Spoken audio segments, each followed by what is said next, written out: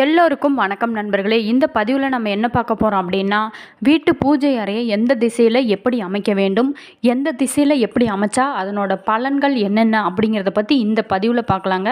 வீடியோவை ஸ்கிப் பண்ணாமல் கடைசி வரைக்கும் பாருங்கள். வீடியோ பிடிச்சிருந்தால் லைக் பண்ணுங்கள், கமெண்ட் பண்ணுங்கள், ஷேர் பண்ணுங்கள். இந்த மாதிரியான சுவாரஸ்யமான தகவல்களை நீங்கள் தெரிஞ்சுக்கணும்னா மறக்காமல் நம்ம சேனலை சப்ஸ்கிரைப் பண்ணி வச்சுக்கோங்க. கூடவே பெல் ஐக்கானையும் கிளிக் பண்ணிட்டு வீடியோக்குள்ளே வாங்க போகலாம். ஒரு வீட்டோட பூஜை அறை அப்படிங்கிறது கோவிலுக்கு சமமானதாக சொல்லப்படுது. வீட்டோட வளர்ச்சி மற்றும் அதிர்ஷ்டத்தை உறுதிப்படுத்தும் இடமும் இதுவேன்னு சொல்லலாங்க. இதனால தான் நம்ம பூஜை அறை எப்போதுமே ஒரு கோவில் போல திகழ வேண்டுங்க. வீட்டில் பூஜை அறையை நாம் எந்த திசையில் அமைக்கிறோம் அதற்கு ஏற்ற பலன்கள் உண்டு. அதே போல் சுவாமி படங்கள் மற்றும் சிலைகள், விளக்கு ஏற்றும் திசை, நாம் அறிந்து பூஜை செய்யும் திசை ஆகிய அனைத்துமே மிக முக்கியமானதாக சொல்லப்படுது. வீட்டில் நேர்மறை சக்திகள் நிறைந்திருப்பதற்கு பூஜை அறையை எந்த திசையில் அமைக்க வேண்டும் என்பதையும் நம்ம சரியாக கொண்டு அமைப்பது அவசியம்னு சொல்லலாங்க. ஒரு வீட்டில் நன்மைகள் பெருகி நிம்மதி, மகிழ்ச்சி நிலைத்திருக்க வேணும் அப்படின்னு நினைக்கிறவங்க அந்த வீட்டில் தெய்வ சக்தி குடிகொள்வது அது மிகவும் அவசியம்னு சொல்லலாம். இன்று நாம் வசதிப்படும் இடங்களில் சுவாமி படங்களை வைத்து வழிபட்டு வரோம். ஆனால் வாஸ்து சாஸ்திரப்படி ஒரு வீட்டில் எந்த திசையில் எந்த முறையில் பூஜை அறை, சுவாமி சிலைகள் மற்றும் படங்கள், கலசம், விளக்கு ஆகியவற்றை நம்ம வைக்க வேண்டும் என்கிற ஒரு விதி இருக்குது. அதன்படி வைத்தால்தான் வீட்டில் லட்சுமி கடாட்சம் இருந்து கொண்டே இருக்கும். அதே மாதிரி செல்வ செழிப்பு, மகிழ்ச்சி, நிம்மதி ஆகியவற்றுக்கும் குறைவே இருக்காதுன்னு சொல்லலாங்க. ஒரு வீட்டில் தெய்வ சக்தி குடிகொண்டால் மட்டுமே துர்சக்திகள் அண்டாமல் இருக்கும். தெய்வ சக்தியின் அருள் இருந்தால் மட்டுமே வீட்டில் நல்ல பலன்கள் நடைபெறுங்க. அதனால் வீட்டில் பூஜை அறை சரியான இடத்துல அமைப்பது மிக மிக முக்கியம்னு சொல்லலாம். வீட்டின் மிக புனிதமான இடமான பூஜை அறையில் தெய்வம் வந்து குடிகொள்வதற்கு என்ன செய்ய வேண்டும் என வாஸ்திரம் சாஸ்து வழி காட்டுகிறது. பூஜை அறை அமைக்க வேண்டிய சரியான திசை, இடம் எது என்பதை இங்கு நம்ம முழுமையாக தெரிந்து கொள்ளலாம். பூஜை அறையானது எப்போதுமே ஒரு வீட்டின் வடக்கு திசையில் அமைக்கப்பட வேண்டும். படிக்கட்டுக்கு கீழே பூஜை அறையை அமைக்க கூடவே கூடாது. அதே மாதிரி பூஜை செய்யும்போது வடகிழக்கு திசையில் அமர்ந்து பூஜை செய்ய வேணும். தெய்வங்களோட சிலைகள் பெரியதாகவோ அல்லது சிறியதாகவோ இருக்கக்கூடாது. ஒன்றுக்கும் மேற்பட்ட விநாயகர் சிலைகளை பூஜை அறையில் வைத்திருக்கக்கூடாது. அதே மாதிரி வீட்டில் அனுமன் சிலை அல்லது படம் வைத்திருந்தால் ஒரு நாள் கூட தவற விடாமல் பூஜை செய்ய வேணும். இல்லைன்னா பல கஷ்டங்களும் நேரிடும்னு சொல்லலாம். வீட்டில் பூஜை அறையில் லட்டு வைத்திருக்கும் குழந்தை கிருஷ்ணர், ராம தர்பார் அல்லது ராமர் பட்டாபிஷேக படம் வைத்திருப்பது விசேஷமாகவே சொல்லலாங்க. அதே மாதிரி யந்திரம், தந்திரம் தொடர்பான பொருட்களை வீட்டின் பூஜை அறையில் வைக்கவே கூடாது. அது துர்ச்சட்டிகளை அண்ட வைக்கணும்னு சொல்லலாங்க. மெர்க்குரியால் ஆன சிவலிங்கம் வைத்திருப்பது ரொம்ப ரொம்ப சிறப்பானதாக சொல்லப்படுது. அதே மாதிரி நடராஜரின் சிலையை வீட்டில் வைத்திருக்கவே கூடாது. ராதையுடன் கிருஷ்ணர் இணைந்து இருக்கும் சிலையை வீட்டின் பூஜை அறையில் நம்ம வைக்கலாம். வீட்டில் பூஜை அறையில் எப்போதுமே காலை, மாலை என இருவேளைகளுமே ஒரு சிறு விளக்காவது எரியும்படி நம்ம வைத்து கொள்ளணும். வீட்டில் எப்போதுமே தூப தீப ஆராதனைக்கு உரிய பொருட்களும் கங்கை தீர்த்தமும் வைத்திருக்கிறது ரொம்ப ரொம்ப சிறப்பு வாய்ந்தது. படுக்கை அறை அல்லது கழிவறை ஆகியன பூஜை அறைக்கு அருகில் இல்லாதபடி நம்ம வச்சிருக்கணும். எப்போதுமே வடக்கு அல்லது மேற்கு நோக்கி அமர்ந்தவாறு பூஜை செய்கிறது ரொம்ப சிறந்தது. பூஜை அறையை தினமுமே சுத்தம் செய்து தூய்மையாக கோவில் போல வைத்திருக்கிறது ரொம்ப ரொம்ப சிறந்தது. சுவாமி படங்கள் அல்லது சிலைகளுக்கு சாத்தும் பூக்களை தினசரி மாற்றிவிட்டு புதிய பூக்களை நாம் டெய்லியுமே போடலாம். பழைய பூக்கள் அல்லது காய்ந்த பூக்களை பூஜை அறையில் வைத்திருக்கவே கூடாது. வீட்டில் நேர்மறையான மற்றும் அமைதியான ஆற்றல்களின் மையப்பகுதியாக பூஜை அறை செயல்படுது. ஏன்னா அது உங்களோட வீட்டில் உள்ள தெய்வங்கள் மூலமாக தான் தெய்வ ஆற்றலை வெளிப்படுத்துது. பெரியதாக அல்லது சிறியதாக இருந்தாலும் சரிங்க, தெய்வங்களுக்காக ஒரு தனி இடத்தை நாம் ஒதுக்குவது ரொம்ப ரொம்ப சிறந்தது. ஒரு பூஜை அறை அமைப்பது உங்களோட வீட்டிற்கு மிகவும் முக்கியம்னு சொல்லலாம். சரியான வாஸ்து அமைதியான நேர்மையான ஆற்றலை கொண்டு வருவதிலும் உங்களோட வீட்டில் எந்த ஆற்றல் வெளிப்பட வேண்டும் அப்படிங்கிறதையும் தீர்மானிப்பதில் ஒரு முக்கிய பங்கை வகிக்குதுன்னு சொல்லலாங்க. பூஜை அறை அப்படிங்கிறது உங்களோட வீட்டில் நல்ல அதிர்வுகளை வெளிப்படுத்துவதோடு மட்டுமல்லாமல் தெய்வீக ஆற்றல்களுடன் நீங்கள் இணையும் உதவுது. வாஸ்து உங்களோட வீட்டிலிருந்து எதிர்மறை ஆற்றலை நீக்கி மகிழ்ச்சியும் நேர்மறைகளும் நிறைந்திருக்கவும் உதவுது.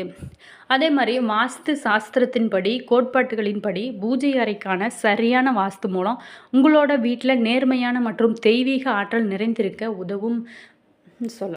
அதே மாதிரி வீட்டில் பூஜை அறையில் விநாயகர், சரஸ்வதி, மகாலட்சுமி, முருகன், திருமால் ஆகிய 5 தெய்வங்களும் இணைந்து இருக்கக்கூடிய படம் வீடுகளில் கட்டாயமாக இருக்க வேண்டிய ஒன்றுன்னு சொல்லலாங்க. ஒரு வீட்டுக்கு தேவையான எல்லா நலன்களையும் இதில் உள்ள தெய்வங்களே தந்து விடுகிறார்னு சொல்லப்படுது. நம்ம வீடு கட்டும்போதே வாஸ்து சாஸ்திர முறைப்படி ஒவ்வொன்றையும் அமைப்பது போல் பூஜை அறையும் அமைக்கிறோம். ஆனால் இந்த பூஜை அறையை எப்படி இப்போ நம்ம பராமரிக்க வேண்டும் அப்படிங்கிறது ரொம்ப முக்கியம். சில கோயில்களுக்கு சென்று விட்டு வரும்போது அந்த தெய்வத்தோட படத்தை வீட்டிற்கு வாங்கி கொண்டு போகலாமா? அப்படி வீட்டிற்கு வாங்கி கொண்டு போனால் தீய பலன்கள் ஏற்பட்டு விடுமோ என்ற பயமும் மனதிற்குள்ளே நிலவுது. இதனால் பல தெய்வங்களை நாம் வழிபட மறுத்து ஒதுக்கி வைத்திருக்கிறோம். ஆனால் வீட்டு பூஜை அறையில் நாம் வாடகை வீட்டில் இருந்தாலும் சரி, சொந்த வீட்டில் இருந்தாலும் சரிங்க, நம்ம வசிக்கும் இடத்துல நம்மை காக்கும் தெய்வத்திற்கு என்று தனியாக ஒரு இடம் ஒதுக்க வேண்டும். தெய்வத்தோட அருள் இருந்தால் மட்டுமே வாழ்வில் அனைத்து நலன்களையும் நம்மளால் பெற முடியும். சில வீடுகளில் தனியாக பூஜை அறை என்பது இருக்கும். ஆனால் வாடகை வீடுகளில், சிறிய வீடுகளில் இருக்கிறவங்களுக்கு இப்படி ஒரு பூஜை அறை அமைக்க வாய்ப்பும் இல்லாமல் இருக்கும். சிறிய இடத்தை மட்டுமே வழிபாட்டிற்காக ஒதுக்கி வைத்திருப்பாங்க. பூஜை அறை எப்படி இருந்தாலும் எந்தெந்த சுவாமி படங்களை வீட்டில் வைக்க வேண்டும், பூஜை அறையை எப்படி நம்ம பராமரிக்க வேண்டும் என்பதில் பல சந்தேகங்களும் நமக்கு இருக்கும். பூஜை அறை அல்லது தெய்வ படங்களை நாம் வைப்பதற்காக ஒதுக்கி இருக்கும் இடம் சிறியதோ அல்லது பெரியதாகவோ இருந்தாலும் சரிங்க. ஆனால் அந்த இடம் சுத்தமானதாகவும் நறுமணம் நிறைந்ததாகவும் இருக்க வேணும். சுவாமி படங்களை கிழக்கு, மேற்கு, வடக்கு ஆகிய திசைகளை நோக்கி இருக்கும்படியே நம்ம வைக்கணும். தட்சிணாமூர்த்தி, நடராஜர் போன்ற சுவாமி படங்களை மட்டுமே தெற்கு நோக்கி பார்த்து வைக்க வேண்டும். இருந்தவர்களோட படங்களை நம்ம பூஜை அறையிலோ அல்லது சுவாமி படங்களோடோ சேர்த்து வைக்கக்கூடாது. நம்மளுடைய முன்னோர்கள் வைத்து வழிபட்ட படங்கள் இருந்தால் அவைகள் நன்றாக இருந்தால் மட்டுமே நாமும் வழிபட வேண்டும், பயன்படுத்த வேண்டும். சேதமடைந்த சுவாமி படங்கள் அல்லது சிலைகளை வீட்டில் வைத்து வழிபடக்கூடவே கூடாது. சிலைகள் வைத்து வழிபடுவதாக இருந்தால் அவை சிறியதாக இருக்க வேணும். தினமுமே அபிஷேகம், அலங்காரம், ஆராதனை செய்து நைவேத்தியம் படைத்து வழிபட வேண்டும். அப்படின்னா மட்டுமே நம்ம சிலைகளை வைத்து வழிபட வேண்டும். வீட்டில் ஒரு கோயிலுக்கு சென்று அங்குள்ள சுவாமி படங்களை வாங்கி வந்து வீட்டில் மாட்டி வைத்தால் போதுங்க. அந்த தெய்வம் நம்முடைய வீட்டில் நிலை பெற்று இருக்கும் என நினைக்கக்கூடாது. அந்த தெய்வத்திற்குரிய மந்திரம், பதிகங்களை தொடர்ந்து பாராயணம் செய்து கொண்டே இருந்தால் அந்த ஒளியால் ஈர்க்கப்பட்டு அந்த தெய்வ படத்திற்கு உருயேறி அந்த தெய்வத்தோட அருள் நிறைந்திருக்கும். உருயேற திரு ஏறும் என்பதும் சிலரோட வீடுகளில் தெய்வ படங்கள் தங்களிடம் பேசுவதைப் போலவே இருப்பதற்கும் இதுதான் காரணம்னு சொல்லப்படுது. அனைத்து சுவாமி படங்களையுமே வைக்க வேண்டும் அப்படிங்கிறதுக்காக அடைத்தது போல சுவாமி படங்களை ரொம்ப ஒரு கஜகஜன்னு வைக்கக்கூடாது. ஒரு படத்தின் மீது மற்ற படங்களையும் சொருகி வைக்கக்கூடாது. வீட்டில் வைத்துள்ள தெய்வத்தோட படம் தெளிவாக தெரியணும் படி சுவாமி படங்களை நம்ம வைக்கிறது ரொம்ப ரொம்ப சிறந்தது. அதே மாதிரி புதியதாக வீட்டிற்கு குடியேற போகிறோம் அப்படின்னா, வீட்டில் கிரகப்பிரவேசம் செய்ய போகிறோம் அப்படின்னு என்று கேட்டால் கடைகளில் 5 தெய்வங்கள் ஒன்றாக இருக்கும் படம் ஒன்றை நமக்கு கொடுப்பாங்க. இதில் நடுவில் விநாயகர், இரு பக்கங்களில் சரஸ்வதி மற்றும் லட்சுமி, அவர்களுக்கு அருகில் ஒரு புறம் திருப்பதி பெருமாள், மற்றொரு புறம் முருகப்பெருமான் இருப்பது போல இருக்கும். இந்த படத்தை நம்ம வீட்டில் வைத்து வழிபடுறது ரொம்ப ரொம்ப சிறந்தது. விநாயகர் வினைகளையும் தடைகளையும் விலக்குபவர். சரஸ்வதி தேவி அறிவு, ஞானம், கலைகளில் தேர்ச்சி ஆகியவற்றை நமக்கு கொடுப்பவர். மகாலட்சுமி செல்வ வளங்களையும் கொடுக்கக்கூடியவள். திருப்பதி பெருமான் குடும்ப ஒற்றுமையை தரக்கூடியவர். மகிழ்ச்சி, செல்வத்திற்கும் உயர்விற்கு காரணமாக இருக்கக்கூடியவர். கையில் வேலுடன் இருக்கும் முருகப்பெருமான் நமக்கு எந்த பிரச்சனை என்றாலும் யாம் இருக்க பயமேன் என ஓடி வந்து அருள் கொடுப்பவர். வெற்றிகளை தரக்கூடியவர்னு சொல்லலாங்க. இவை அத்தனை நலன்களையும் ஒன்று சேர கிடைக்க செய்யும் இந்த சுவாமி படத்தை வீட்டில் அனைவருமே கட்டாயமாக இருக்க வேண்டும்னு சொல்லலாங்க. அம்மன், சிவன் போன்ற தெய்வங்கள் இஷ்ட தெய்வங்களாக இருந்தால் அந்த தெய்வ படங்களையும் வீடுகளில் நம்ம வைத்து வழிபடலாம்.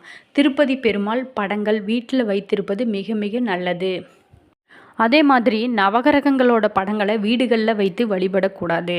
நவகிரக தோஷம் இருந்தால் அந்த கிரகத்திற்குரிய தெய்வத்தை வழிபட்டு வந்தால் போதும். அதே மாதிரி எந்த தெய்வத்தோட படம் வீட்டில் இருந்தாலும் சரி இல்லைனாலும் சரிங்க, குலதெய்வத்தோட படம் நிச்சயமாக நம்ம வீட்டில் இருக்க வேணும். குலதெய்வத்தோட படத்திற்கு தினமுமே நம்ம பூ போட்டு கற்பூரம் காட்டி ஏதாவது ஒரு நைவேத்தியம் படைத்து வழிபடுவது குடும்ப நலனை சிறப்பிக்க செய்யுங்க. என்ன நண்பர்களே, இந்த வீடியோ உங்களுக்கு பல பயனுள்ள தகவல்களை தந்திருக்குன்னு நினைக்கிறேன். வீடியோ பிடிச்சிருந்தா லைக் பண்ணுங்கள், கமெண்ட் பண்ணுங்கள், ஷேர் பண்ணுங்கள். இந்த மாதிரியான தகவல்களை நீங்கள் தெரிஞ்சுக்கணுன்னா மறக்காமல் நம்ம சேனலை சப்ஸ்கிரைப் பண்ணி வச்சுக்கோங்க. கூடவே பெல் ஐக்கானையும் கிளிக் பண்ணிக்கோங்க. All views. தேங்க்யூ.